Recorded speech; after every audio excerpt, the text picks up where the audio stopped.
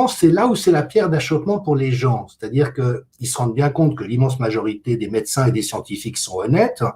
On comprend que le gouvernement a fait un peu n'importe quoi, mais on se dit, au fond, si c'était aussi distordu ou malhonnête qu'on essaye de nous le faire croire, il faudrait qu'il y ait un complot généralisé, et ça, on ne peut pas y croire. Et c'est une réaction de bonne foi de la part des gens. Ils ont raison de se dire ça. Par contre, ce qu'ils ignorent, et que je vais partager avec vous aujourd'hui, c'est que c'est pas qu'il faudrait qu'il y ait un problème à l'échelle du système de santé international, c'est qu'il y a un énorme problème au niveau du système de santé et que c'est archi connu depuis 20 ans, dans une position tout à fait étonnante, qui est qu'on le dit et on le sait, quand il fait beau, et puis quand tout d'un coup il y a l'occasion pour les pharma de faire un paquet d'argent, comme c'est le cas actuellement, eh ben, on n'est plus au courant que ça existe, on fait semblant que ça n'existe pas, on attaque ceux qui osent le dire. Et donc, ce que je vais partager avec vous maintenant, c'est juste une fenêtre ouverte sur l'identification de la réalité de ce problème au cours des 20 dernières années. Alors, évidemment que le terme corruption, il est compliqué. Nous parlons dans notre jargon de corruption institutionnelle ou de corruption systémique, c'est-à-dire que ça n'implique pas que les personnes qui participent au système soient individuellement corrompues. Bien sûr que non. L'immense majorité des médecins et des scientifiques sont honnêtes. Par contre, le propre de la corruption institutionnelle, c'est que le système dans son entier n'est plus honnête et qu'il impose aux gens qui y travaillent de fermer les yeux et de rester discret par rapport à ça, ou d'oser s'opposer, mais à ce moment-là, de prendre des risques absolument démesurés, et les attaques que toutes les personnes présentes sur ce plateau et quelques autres ont subi au cours des derniers mois le documentent si c'était nécessaire. Alors, je vais partager avec vous des sources qui sont aussi solides qu'elles sont possibles. Ça vient de l'université de Harvard, le centre d'éthique SAFRA, et ils décrivent bien que la corruption systémique, ce sont des pratiques répandues, généralement légales. Donc, il y a un volet criminel ou criminologique, mais dans l'immense majorité des processus qu'on observe, c'est légal, mais qui sapent les objectifs ou l'intégrité d'une institution ou d'une politique, et d'une manière qui corrompt la recherche médicale, la production de connaissances, la pratique de la médecine, la sécurité des médicaments, et donc, bien sûr, de la population in fine. Donc, le centre d'éthique SAFRA d'Harvard a enquêté pendant 3 ans sur cette question avec des constats absolument clairs, mais c'est même pire que ça. C'est-à-dire que même les autorités elles-mêmes, quand elles ne sont pas en train d'organiser la corruption systémique, reconnaissent la gravité du problème.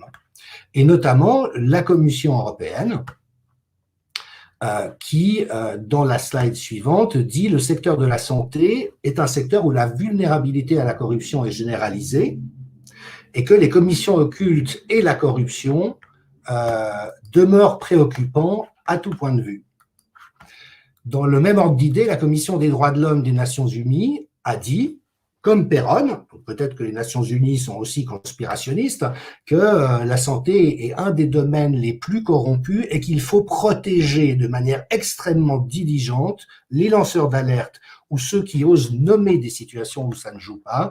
Donc, évidemment que les 2 livres de Christian Perron, le travail de Laurent Toubiana et de nombreux autres, ne fait rien d'autre que ça. Et on voit qu'au lieu d'être protégé par la collectivité, notamment les pouvoirs publics et les médias, eh ben on a au contraire des gens qui se sont fait attaquer d'une manière absolument scandaleuse de mon point de vue. Donc l'ONU reconnaît la gravité du problème, la Commission européenne qui, à l'instant même, est en train de magouiller de manière abominable avec les laboratoires, quand elle n'est pas en train de magouiller, dit « Ouh là là, c'est quand même la plupart du temps un sacré problème ».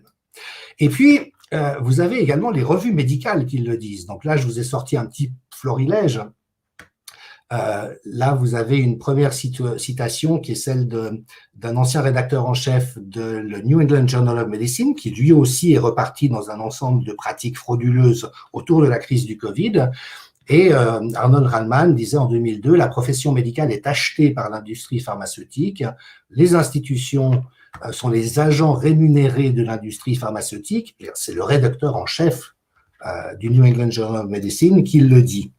La personne qui lui a succédé, Marcia Angel, qui est une personne extraordinaire et extrêmement intègre, ne disait rien d'autre en disant « Il n'est tout simplement plus possible de croire une grande partie des recherches cliniques qui sont publiées, ni de se fier à des directives médicales faisant autorité. » Alors, je ne sais pas si on peut faire juste un arrêt sur image pour mesurer ce que ça veut dire.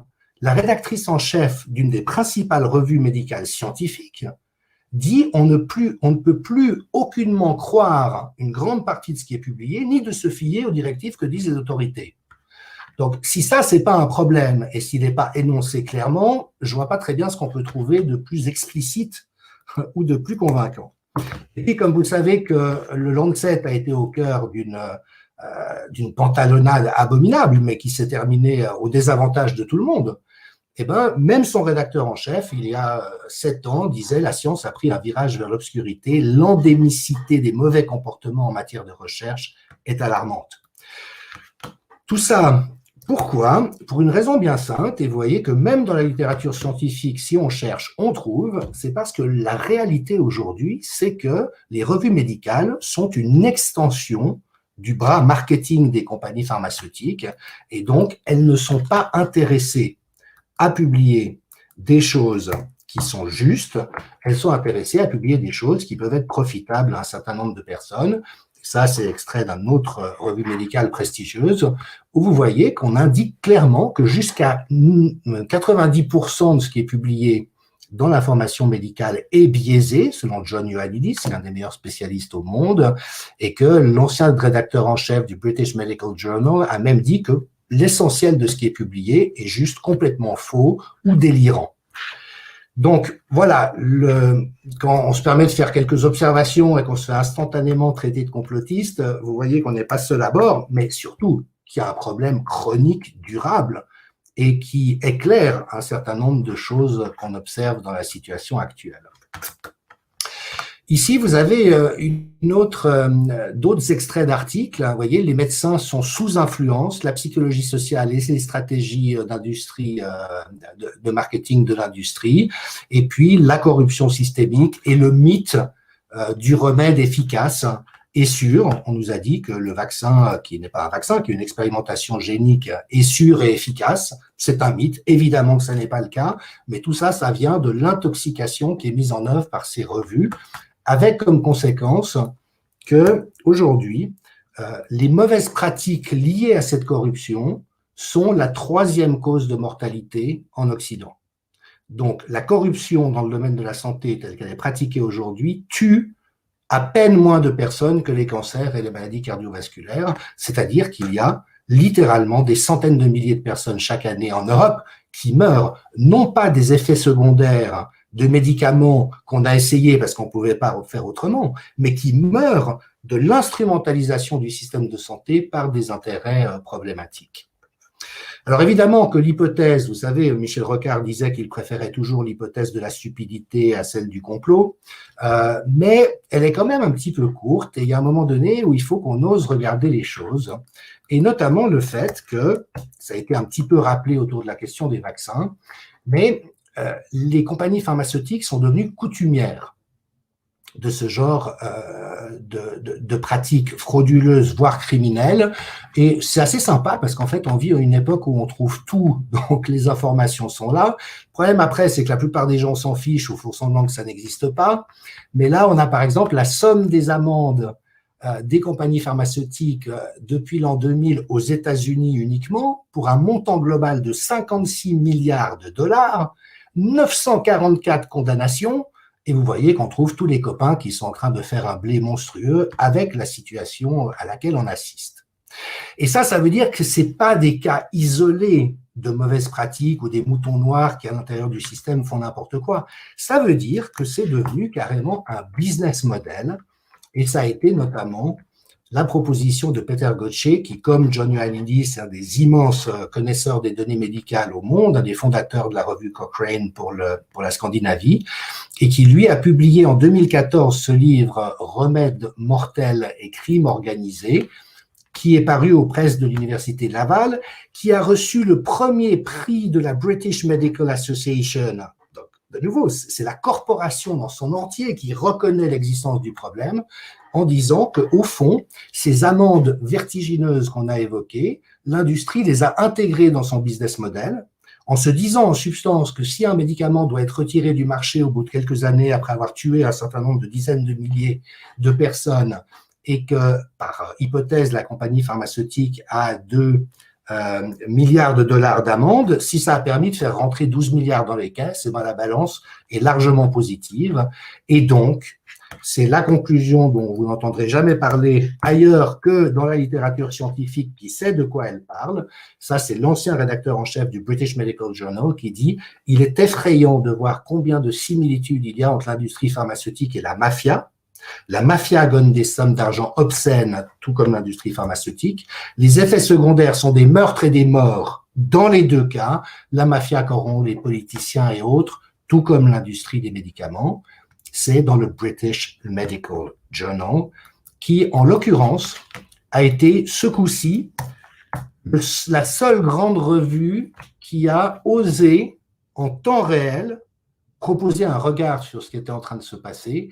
Et nous sommes nombreux à avoir été soulagés de voir notamment cet article, mais il y en a eu toute une série, où ce qui est vraiment indiqué, c'est que la politisation de la science et la suppression de la science, comme elle a été pratiquée au cours des derniers mois, a pour conséquence que le complexe politico-médical s'enrichit et étend son pouvoir, mais que les gens meurent.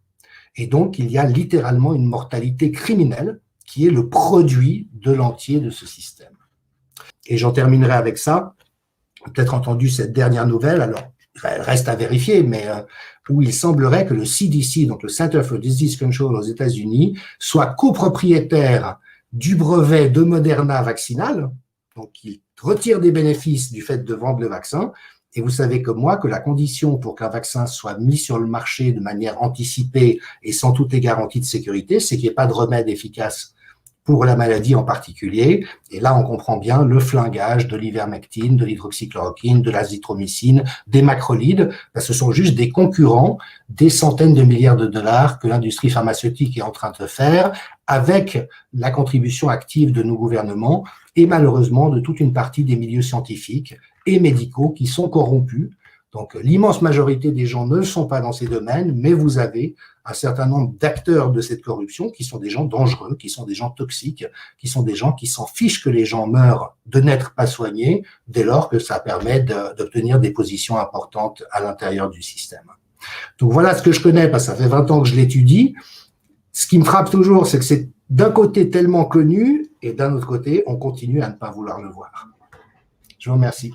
Écoutez, je sais que ça m'amuse beaucoup d'entendre parler de complotisme, d'être dans la négation du fait que la circulation d'argent à ce niveau-là risque d'être associée à de la corruption. Donc il y a des gens manifestement qui ne voyaient pas ça, donc qui n'ont probablement pas de notion de l'histoire, de tout ce qui s'est passé dans le temps, parce que c'est vieux comme le monde, la corruption. Mais j'aurais fait un petit travail pour qu'ils arrêtent de dire des bêtises, pour dire que les partenaires que nous avons ont tous déjà été condamnés pour corruption.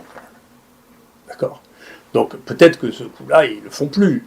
C'est possible, mais vous voyez, Gilead, là, condamné à 97 millions de dollars. Vous voyez ? Ici, alors Gilead, c'était le remdesivir. Après, Pfizer a été poursuivi, payé par 60 millions de dollars, pour des décennies de briberie. Briberie, c'est la corruption. D'accord ?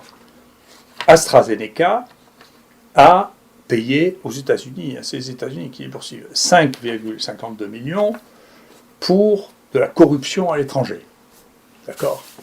GSK, alors c'est lui qui a eu le plus, il a été condamné pour corruption en Chine. Vous voyez ? Et donc, il faut quand même pas penser que j'invente qu'il existe de la corruption liée à l'industrie pharmaceutique. L'industrie pharmaceutique est le secteur le plus rentable de tous. Les publications scientifiques sont le secteur le plus rentable de tout. 35% de bénéfices par an pour des grands groupes de journaux. D'accord ? Et une partie extrêmement significative des recettes des journaux scientifiques de cette taille-là vient directement des contacts avec l'industrie pharmaceutique. Il y a un exemple, par exemple, il y a une année où Merck a acheté pour 500 000 $ de bons à tirer, c'est-à-dire d'articles théoriquement faits pour être distribués. En pratique, ils ont versé 500 000 $ au journal qu'il a publié, ce qui a constitué une partie importante de ses recettes. Ça s'appelle de la corruption déguisée, simplement, parce que je ne pense pas qu'ils aient eu la capacité à distribuer autant de bons à tirer. Donc, c'est un monde normal. Il y a des gens qui cherchent à gagner de l'argent à tout prix. C'est le rôle de l'État. C'est pas la faute des gens d'essayer de gagner de l'argent. La corruption est un phénomène qui est aussi important que à chaque fois que vous avez beaucoup d'argent et que l'autre en a beaucoup moins, vous avez un phénomène de mécanique des fluides, de transfert de celui qui a beaucoup d'argent vers celui qui en a peu s'il est d'accord pour lui rendre service. Mais on ne donne pas d'argent à quelqu'un si on n'en attend pas un service, c'est pas vrai. On n'invite pas quelqu'un à un congrès, on n'invite pas quelqu'un à un déjeuner, c'est connu depuis bien longtemps. C'est Milton Friedman qui dit ça, il n'y a pas de repas gratuit. Donc, ils le font en attendant quelque chose. Moi, quand j'étais interne, c'est incroyable, hein, chasseur de tête, quand j'étais interne, j'avais été invité avec ma femme en business class, aller à Boston, dans un hôtel extraordinaire, où on avait fait venir les meilleurs scientifiques. Il était là une trentaine de leaders d'opinion, futurs leaders d'opinion, qui étaient pris au berceau pour pouvoir avoir des rapports, et à la fin, le type qui nous avait invités me tutoyait ma femme, et créer des liens qui sont anormaux dans des rapports professionnels, qui sont anormaux. Parce que ensuite, vous aviez des difficultés, quand quelqu'un est devenu un copain, à dire non, son truc, écoutez, on ne prend pas son truc. Moi, j'ai eu une affaire ici d'un médicament qui n'avait pas d'utilité, qui était devenu brutalement prescrit, parce que un collègue avait épousé la fille qui vendait ce médicament. Donc, ceci existe, ça fait partie de la nature humaine, c'est pas horrible, c'est la loi qui doit le régler. Et donc, il faudra bien aller au bout de la loi qui avait été mise en place avec Dominique Marinacci et Xavier Bertrand sur les conflits d'intérêts. Je suis très content, ça avance. J'ai eu un collègue qui m'a dit dans son CNU, je ne dirais pas lequel, ils obligent les candidats à déclarer leurs conflits d'intérêts et ils ne nomment pas les gens qui ont des conflits d'intérêts depuis moins de 5 ans. Oui. Donc ça veut dire que cette notion-là, petit à petit, se met en place, c'est-à-dire qu'il faut faire attention à la corruption. La corruption des grands journaux est un énorme problème qui ne me concerne pas que moi. Celui qui écrit le plus de ça, c'est un immense scientifique danois. Les Danois sont très très bons pour le contrôle de la corruption, qui a un H-factor à 100. Maintenant, peut-être certains d'entre vous commencent à être familiers avec ça. C'est énorme, c'est un très très haut H-factor.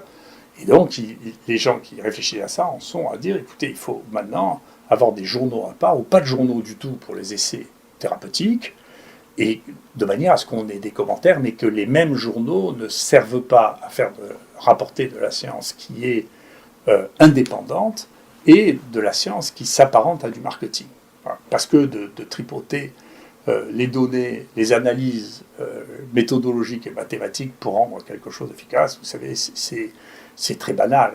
Et comme il n'y a que ceux qui ont l'ensemble des données et qui les connaissent, si vous voulez, ça a été démontré. Très très beau papier, là aussi, à l'époque où le groupe, la Cochrane Library était aussi une entreprise extrêmement rigide, ce qu'elle a cessé d'être, parce qu'elle est devenue une cible, elle aussi. Dès que quelque chose a une audience suffisante, ça devient la cible, bien entendu, du marketing.